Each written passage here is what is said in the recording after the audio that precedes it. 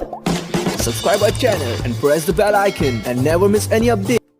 Dear students, स्वागत है आप सभी का आपके अपने इस प्यारे यूट्यूब चैनल पर। मैं आपका सर मिस्टर डी कुमार। इस वीडियो में क्लास 10th के एनसीईआरटी ज्योग्राफी का पहला चैप्टर जो कि है भारत संसाधन एवं उपयोग, तो इस चैप्टर से जितने भी ऑब्जेक्टिव प्रश्न आपके बुक में दिए गए हैं उन सभी ऑब्जेक्टिव प्रश्नों का उत्तर पार्ट वाइज वीडियो के माध्यम से मैं आप लोगों को प्रोवाइड करवाऊँगा। फिलहाल मैं आपको बता दूं कि ये बहुत लंबा चैप्टर है जिसमें पार्ट वाइज अलग अलग संसाधनों के बारे में बताया गया है।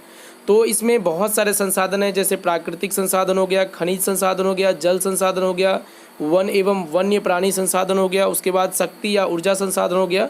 तो इन संसाधनों के बारे में पार्ट वाइज एक चैप्टर ही दिया गया है, उन सभी से ऑब्जेक्टिव भी दिए गए हैं।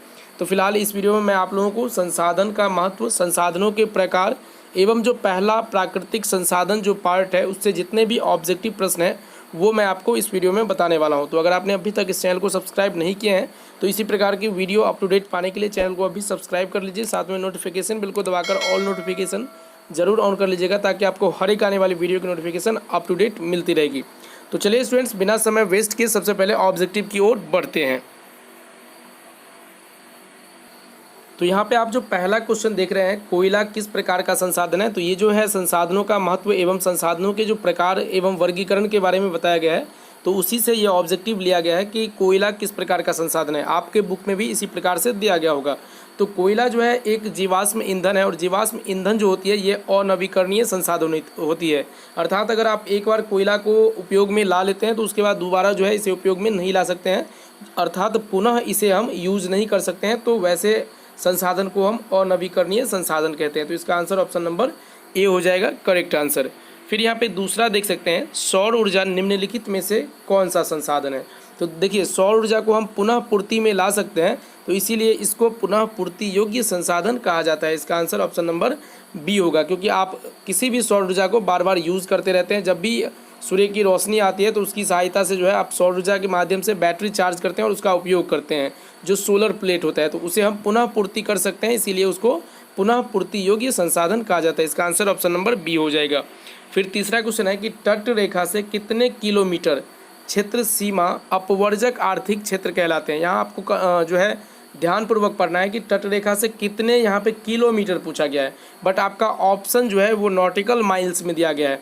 तो आपने पढ़ा होगा, आपके बुक में स्पष्ट रूप से दिया गया होगा कि तट रेखा से 200 किलोमीटर, ये आपका हो जाएगा 200 किलोमीटर क्षेत्र सीमा अपवर्जक आर्थिक क्षेत्र कहलाता है। तो यहाँ तो 200 किलोमीटर का कोई ऑप्शन आपके पास है नहीं, तो नॉटिकल माइल्स में आपको निकालना होगा। तो मैं आपको बताना चाहूँगा कि 1 नॉटिकल माइल्स इक्वल्स टू आपका होता है 1.852 किलोमीटर। इतना किलोमीटर होता है, मतलब आप इसको समझ सकते हैं लगभग 2 किलोमीटर के बराबर 1 नॉटिकल माइल्स होता है। तो जब आप यहाँ पे 200 किलोमीटर में आप भाग देंगे 1.852 से नॉटिकल माइल्स में परिवर्तित करने के लिए, तो ये 107.99 नॉटिकल माइल्स आएगा। अर्थात जो है ये लगभग 108 किलोमीटर। तो इसके नज़दीकी आप देखेंगे कौन नॉटिकल माइल्स है, तो आपको ऑप्शन नंबर ए में नज़र आ रहा होगा 100 नॉटिकल माइल्स।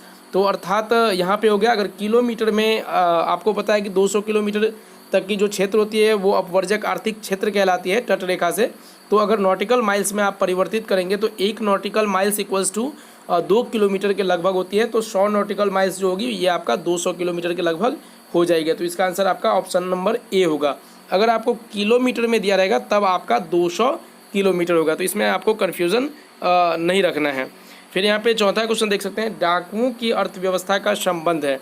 आपको ये बहुत अच्छे तरीके से याद रख लेना है कि डाकुओं की अर्थव्यवस्था का जो संबंध होता है ये संसाधनों के अनियोजित विदोहन से होता है। यहाँ पे आपको विदोहन केवल याद रखना है, जहाँ भी विदोहन आ जाए संसाधनों के विदोहन से या संसाधनों के अनियोजित विदोहन से, तो वो डाकुओं की अर्थव्यवस्था से संबंधित होता है। इसका आंसर ऑप्शन नंबर बी हो जाएगा।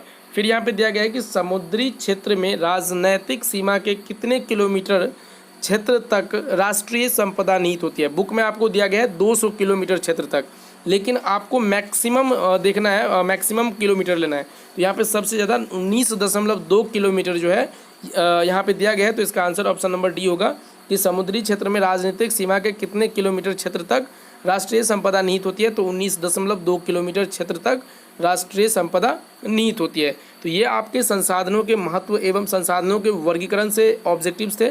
अब मैं आपको बताता हूँ प्राकृतिक संसाधन से जो भी ऑब्जेक्टिव पूछे गए हैं उसका आंसर। तो जैसा कि यहाँ पे आप देख रहे हैं ये प्राकृतिक संसाधन है, ऐसे ही आपके बुक में दिया गया होगा, सेक्शन वाइज कर दिया गया है, प्राकृतिक संसाधन, जल संसाधन, खनिज संसाधन। इसी प्रकार से संसाधनों को जो है 5-6 कैटेगरीज में डिवाइड करके आपके बुक में दिया गया होगा। तो इससे जो ऑब्जेक्टिव है वो मैं देखता हूँ। तो यहाँ आप देख सकते हैं ये जो ऑब्जेक्टिव्स आपको स्क्रीन के ऊपर नज़र आ रहा होगा ये आपके प्राकृतिक संसाधन के ऑब्जेक्टिव है। आपको याद रखना होगा कि प्रकृति से प्राप्त जितने भी संसाधन होते हैं वो आपके प्राकृतिक संसाधन होते हैं।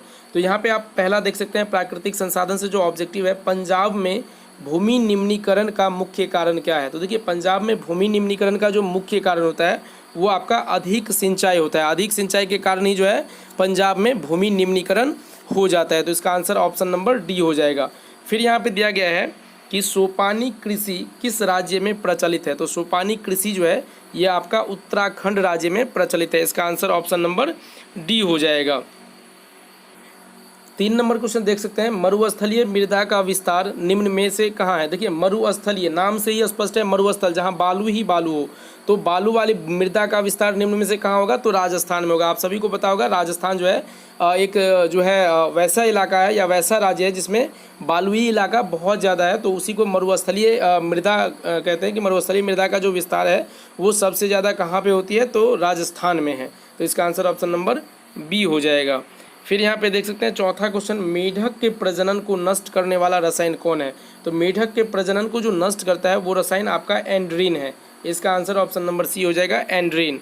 फिर लास्ट क्वेश्चन देख सकते हैं प्राकृतिक संसाधन से, काली मृदा का दूसरा नाम क्या है। तो काली मृदा का जो दूसरा नाम है ये आपका रेगुड़ मृदा है। तो इसका आंसर ऑप्शन नंबर बी हो जाएगा। तो आशा करता हूँ आपको मैंने जो भी ऑब्जेक्टिव प्रश्न अभी बताया हूँ वो अच्छे तरीके से समझ में आ गया होगा। इसी तरह की वीडियो अप टू डेट पाने के लिए चैनल को सब्सक्राइब करके ज़रूर रखिए, साथ में वीडियो को लाइक भी कर दीजिए। मिलते हैं नए वीडियो में इसी तरह के नए क्वेश्चंस के आंसर के साथ। तब तक के लेते हैं अलविदा। जय हिंद, जय Bharat. Thank you. Subscribe our channel and press the bell icon and never miss any update.